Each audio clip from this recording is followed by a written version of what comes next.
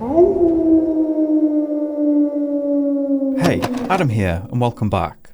We're doing something a little bit different today, as usually I would wait until we have as much information as possible before reporting on a disappearance.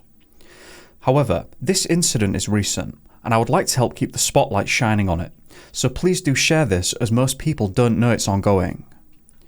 This is George Smyth, and his family asked the Mountain Rescue Service to get his picture out in the media. George is a British 18-year-old that is currently enrolled in the University of Bristol as a first-year student studying geology.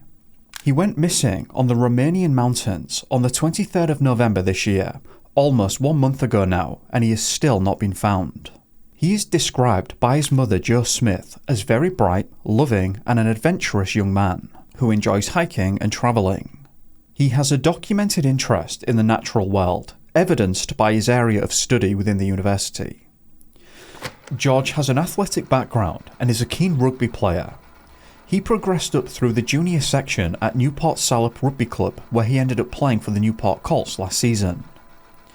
There, he also coached younger players too, which is something that made him a much-loved member of his community. However, it is just important to add that while George is a very fit young man, physical fitness does not necessarily correlate with alpine winter survival skills. In addition, and unfortunately, George kept his trip to the Romanian mountains a secret from his family, as he didn't want to worry them about being in an unfamiliar, and as it turns out, a dangerous place by himself. This added to the initial challenges in responding to his disappearance, as his family didn't even realise that's where he was going. On this channel, I always champion the idea of a kind of safety net, in the sense that, even if you're heading out solo, people should always know your exact plans and route, as this allows for planned check-ins. If you miss a check-in, the alarm bell can be raised right there and then. In this instance, because George didn't want to worry his family, that wasn't the case here. Now, George embarked on a solo hike in the Bucegi Mountains, which is also around the location of Bran Castle, or perhaps more famously, Dracula's castle. It is worth noting that while this was a solo trip, George was not unaccustomed to travel. His mother has stated that he travelled frequently with family and friends in the past, though this specific journey appears to be his first major solo expedition since he just recently turned 18. This location is quite important to understand because Bran Castle serves as a very potent lure for international travellers for obvious reasons. While the castle itself is a low-altitude tourist attraction situated in the village of Bran, reaching it on foot from the ski resort of Poiana Brașov involves traversing the Bucegi Mountains. This route is not just a casual walk. It requires crossing high-altitude passes and ridges that are exposed to extreme weather. The fact that it is associated with Dracula often obscures the reality that the Bucegi Mountains are rugged, glaciated terrain with peaks exceeding 2,500 metres. It's not difficult to see how the juxtaposition of a literary tourist destination with a hostile alpine environment can lead to an underestimation of risk by travellers that are not local to the region. To really understand why a bright geology student might underestimate the specific terrain, we could look at what I have seen referred to as the Disneyfication of danger. When you are down by Bran Castle, you are surrounded by souvenir stalls, vampire-themed restaurants, and people having a good time. It can feel like a bit of a theme park. When you look up at the peaks from that safe, commercial area, huge danger might not exactly spring to mind, but rather it looks like a scenic background to a fun day out. This stands in stark contrast to places like K2 or the Eiger. Local mountain rescue data supports this too. Salvamont teams in this region are some of the busiest in Europe, I believe, and frequently have to assist tourists off ridges who probably started their day buying vampire-themed fridge magnets and ended it fighting for their lives in sub-zero whiteouts. George, despite his geological knowledge, may have fallen victim to this subtle environmental deception. Although I will just point out that while it is commonly stated that he was heading to Bran Castle, it's not something that is definitively known, because George, unfortunately, didn't tell anyone of his plans as far as I can tell. Based on cell tower triangulation and witness extrapolation, we have an estimation of the route that George could have been taking. This initial leg of the journey is relatively well travelled. Investigators believe that George reached the DM area by mid-afternoon on Sunday the 23rd of November. The DM Chalet is a lodge that sits at approximately 1,320 metres and acts as a hub for various trails there. From DM, the route to Bran typically involves traversing the Malayeshti Valley, which is a dramatic glacial valley characterised by steep headwalls. To reach Bran from Malayeshti, a hiker must ascend to the Tiganesti Ridge. This area is situated above the tree line, exposing hikers to high winds and rapid dropping temperatures. Meteorological data from that afternoon confirms that while temperatures in the valley were manageable, the ridge was already experiencing gusts exceeding 80 km per hour or 50 miles per hour. Ambient temperatures dropped to around -6 degrees Celsius or 21 degrees Fahrenheit. The terrain here changes from forest to exposed rock and scrub, specifically juniper, offering zero natural shelter. At this stage, by mid-afternoon, George was roughly on track, though the remaining distance to Bran via the high ridges was ambitious for the limited daylight remaining. Sunset in Romania in late November occurs shortly after 4:30 p.m, and on that specific day we know it's set at exactly 4:39 p.m. As darkness fell, George was still at high altitude, likely traversing the area between Malayeshti Valley and the Tiganesti Ridge. Before we go any further, if I could just ask you to like the video, hype it, and leave a comment, then I would appreciate your help in expanding the reach of this video very much. Now, this is where the timeline becomes critical, and frankly quite worrying. The decision not to stay at the Malayeshti Chalet, a manned refuge providing warmth and shelter, is the first major critical indicator of what some call get hometitis. This is a cognitive bias where hikers push on to a destination despite risks, often because they are absolutely fixated on a schedule or a goal. In George's case, the secrecy aspect of the trip could have played a psychological role here. He may have felt an internal pressure to stick to a rigid timeline as to not worry anybody, and so that he was on track to accomplish what he started.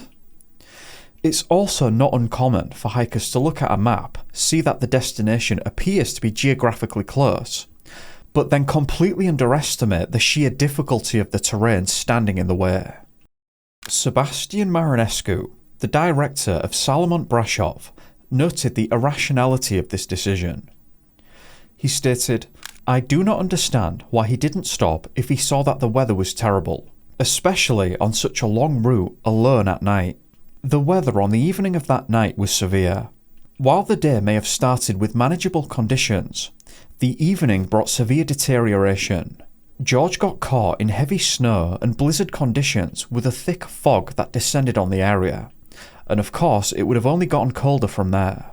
The Tiganesti Valley is a high glacial valley located at an altitude of over 2,000 metres and would have experienced wind chill factors significantly lower than ambient temperature recorded in the valleys below. Between sunset and 11 p.m, George continued to hike in total darkness. The temperature would have dropped well below freezing, and his progress likely slowed due to the difficulty of navigating very difficult terrain, while either using a headlamp, a torch, or his phone for light. At approximately 11 p.m, George placed a call to 112, the emergency services number. This interaction provides the most critical insight into his condition. During this phone call, he reported that he was exhausted, suffering from hypothermia, and was lost. He was believed to be in the Tiganesti Valley area and was described as being between a refuge and a mountain cabin. These areas of shelter are separated by about 1 air mile, so obviously that distance would be more on foot, given that you can't exactly travel in a straight line here. Especially in the conditions that George was in, this will have been very difficult to navigate. He likely passed by the Malayeshti Chalet at around 9 p.m. and thought he could make it to the Tiganesti refuge. From there, it looks as though he got completely stranded somewhere in between the two exposed points. Rescue operators advised him to head towards the refuge, which was estimated to be only a 30 to 40 minute walk from his triangulated location. However, George never arrived at the refuge, nor did he return to the cabin. This call was the final contact with him. Following the call, his phone signal ceased. Whether the battery failed due to the cold, as lithium-ion batteries drain rapidly in freezing temperatures, or the device was damaged, or if he'd been lighting the area with the phone and used up all of the battery is not known. But the cessation of signal marked the transition from a rescue operation to a massive search operation. Upon receipt of the 112 call, Salvamont Brashov mobilised teams immediately. However, the response was complicated by the difficult-to-access nature of the Tiganesti area and the prevailing darkness with thick fog. The initial teams managed to locate George's backpack in the Tiganesti Valley, close to the coordinates of his emergency call, but they could not locate George himself. The contents of the backpack were of profound significance to the investigation and are probably the most baffling part of this story. Inside the pack, searchers found a sleeping bag, a tent and a stove. However, the gear was packed and still inside the bag, and it didn't appear that he tried to get them out to use them. There were also food remnants found on the ground around the backpack. A tent and sleeping bag, even in sub-zero temperatures, could have provided sufficient thermal protection to wait for the rescuers who did know that he was in distress. If there is no obvious, immediate way out of a situation like this, and you have the equipment, hunkering down immediately once you feel that cold is the best survival strategy that you have. Even in a blizzard with very low temperatures, a tent and a sleeping bag would provide a microclimate that blocks wind and wind chill and retains body heat. The fact that he did not use this equipment, despite reporting exhaustion and hypothermia, strongly suggests a catastrophic failure of executive cognitive function. Unfortunately, as I have detailed plenty of times on this channel, this is the deeply unfortunate reality of hypothermia. As you progress through the stages, you quickly find yourself in a place of deep confusion. If you don't find an immediate solution, it becomes practically impossible to make rational decisions. In other words, the colder you get, the deeper trouble you find yourself in, and the more difficult it is to get out of that situation, even if you happen to have the means of survival right there on your person. Rescue personnel also noted that the footprints stopped right at the location of the backpack, which many people have pointed out as being utterly bizarre. There were no signs of a struggle, ruling out an immediate animal predation event at that specific site, and there were no signs of a fall. It's not completely clear why the backpack seemed to be a dead end. There could be a few explanations for this. I have first seen it mentioned that subsequent heavy snowfall could have obliterated the tracks leading away. However, unless there is some element of the scene that I'm misunderstanding, it seems like that can be discounted, since if that was the case, you'd think that the tracks leading to the backpack would also be gone. Another idea that I've seen thrown around was the fact that when George was wearing the backpack, he would have weighed significantly more, which might have made his boots punch deeper into the snow. Once he dropped the bag, he became much lighter. Perhaps he was then able to walk on top of the snow crust rather than breaking through it, either meaning that there wouldn't have been any footprints, or the more shallow surfaces would disappear much quicker than any deeper footprints left behind. Third idea is that after dropping the pack, he moved onto terrain that just didn't hold footprints, such as wind-scoured ice.